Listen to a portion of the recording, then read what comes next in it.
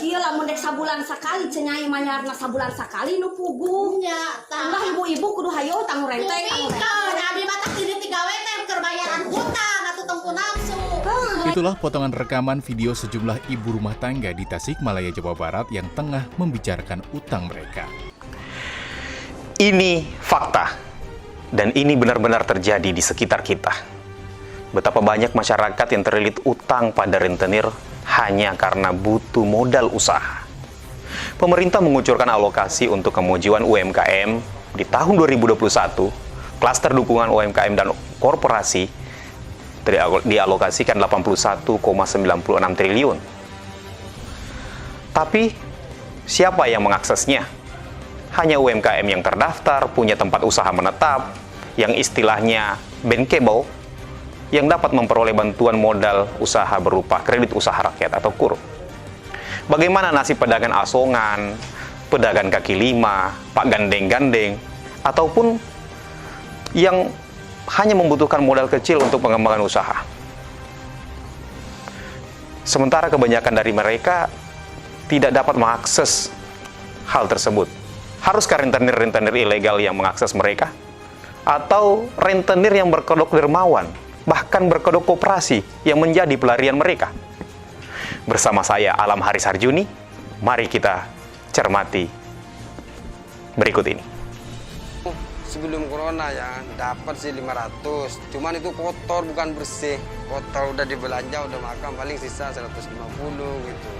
Pas sekarang ini ya paling dapat 200 gitu. Pas corona ini 200 kadang nggak nyampe itu. Nah, cuman cukup dimakan, udah dibelanja udah dimakan udah paling sisa 20.000, kadang 50 gitu. 25 tahun dagang win nggak pernah. Nggak pernah dapat modal gitu, nggak pernah. Bantuan sih pengen, kalau dikasih mah gitu, kan kagak dapet. Apa ya bang sih kalau ada modal lah mau pakai gerobak ya. Gerobak kan itu bisa bawa banyak dan juga bawanya juga ringan. Besarnya tuntutan ekonomi dan kebutuhan hidup membuat masyarakat melakukan berbagai cara untuk memenuhinya. Ini dilakukan dengan harapan mendapatkan kehidupan yang lebih baik lagi. Banyak cara dan usaha yang dilakukan oleh masyarakat untuk memenuhi kebutuhan. Salah satunya dengan melakukan pinjaman uang untuk modal usaha. Sebuah penelitian menunjukkan bahwa rentenir lebih diminati oleh masyarakat walaupun bunga yang ditetapkan tinggi. Tidak sedikit dari mereka kesulitan dalam pengembalian pinjaman. Bunga berbunga. Masyarakat mikro tidak mendapatkan akses keuangan perbankan dan lembaga keuangan pemerintah menjadi alasan utama masyarakat memilih pinjaman non-formal. Adanya agunan, harus ada tempat usaha menetap, dan persyaratan administrasi lainnya membuat mereka tidak terjangkau oleh pinjaman modal usaha yang disalurkan oleh perbankan. Keengganan berurusan dengan birokrasi pemerintah daerah, serta kurangnya literasi terhadap akses keuangan usaha mikro, kecil, menengah atau UMKM membuat mereka lebih memilih rentenir sebagai pelarian. Pemerintah telah melakukan berbagai upaya untuk membuka akses keuangan masyarakat mikro agar terhindar dari jeratan rentenir. Salah satunya adalah program Ultramikro atau biasa disebut dengan UMI. Berfokus pada pembiayaan mikro lapis bawah dengan tujuan menambah wirausahaan baru. Konsep penyalurannya yaitu dengan BLU Pusat Investasi Pemerintah atau BLU PIP memberikan pinjaman kepada lembaga keuangan bukan bank dengan bunga 2% sampai 4% untuk kemudian disalurkan kepada masyarakat dengan bunga yang tentunya lebih tinggi tergantung kebijakan LKBB tersebut. Beberapa alternatif yang dapat dilakukan oleh pemerintah dalam menghadapi masalah ini adalah sebagai berikut. Yang pertama, melalui bantuan langsung tunai produktif. BLT dapat disalurkan langsung kepada pemilik usaha mikro yang dinilai memerlukan modal usaha. Kelebihan alternatif ini karena sifatnya BLT, masyarakat mikro dapat segera menggunakan bantuan tunai tersebut untuk modal usaha tanpa harus memikirkan cara mengembalikannya. Kekurangannya, kemampuan APBN tidak mencukupi jika kebijakan ini dilakukan dalam waktu yang panjang. Potensi polemik di masyarakat karena kemampuan APBN belum mencukupi untuk masyarakat mikro, sehingga membuat pemerintah lebih selektif dalam memilih calon penerima. Di samping itu, karena tidak adanya kewajiban untuk mengembalikan, maka terdapat kecenderungan BLT ini digunakan untuk hal-hal yang bersifat konsumtif. Alternatif kebijakan yang kedua adalah pinjaman ultramikro dengan batas bunga penyaluran tertinggi dan tanpa agunan. Pemerintah seharusnya merevisi kebijakan ultramikro dengan memberi batasan pengenaan bunga tertinggi agar tidak menjadikan pembiayaan ini sebagaimana pinjaman komersil. Persentase bunga tertinggi harus lebih murah dibandingkan bunga pinjaman komersil pada perbankan dan lembaga keuangan biasa.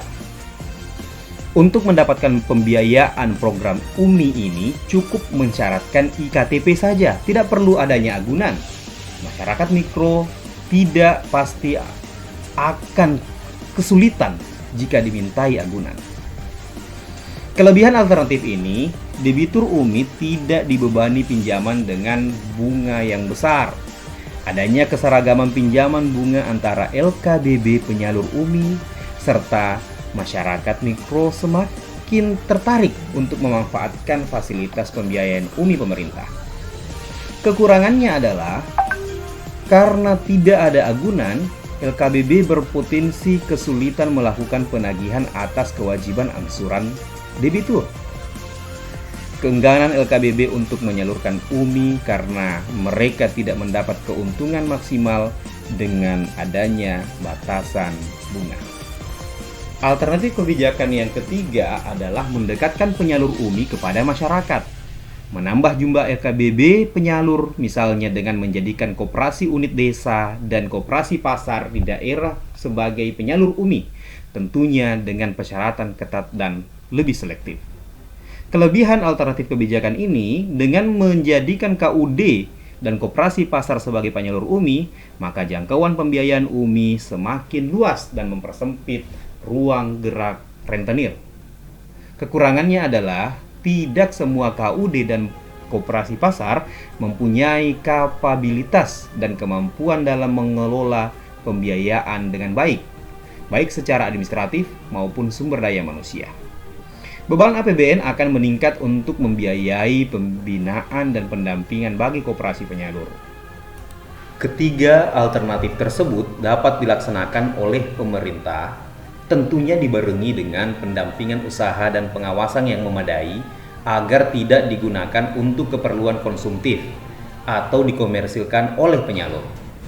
Namun, jika melihat efektivitas dan efisiensi waktu implementasi dan keberlanjutan kebijakannya, dapat diketahui bahwa untuk saat ini, kebijakan yang paling tepat dilakukan oleh pemerintah adalah alternatif kebijakan nomor 2, yaitu melanjutkan program pinjaman ultramikro dengan revisi kebijakan menetapkan bunga penyaluran tertinggi dan ditiadakannya syarat agunan pinjaman baik perorangan maupun kelompok.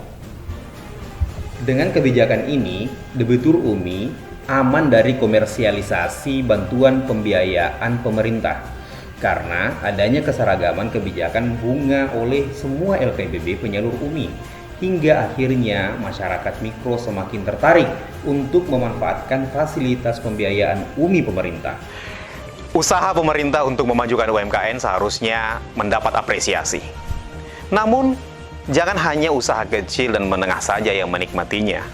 Perlu adanya pendampingan usaha, pengawasan dan dukungan penuh dari pemerintah kepada sektor mikro non-bankable untuk mendapatkan akses keuangan agar jeritan karena terlilit utang dari rentenir tak terdengar lagi.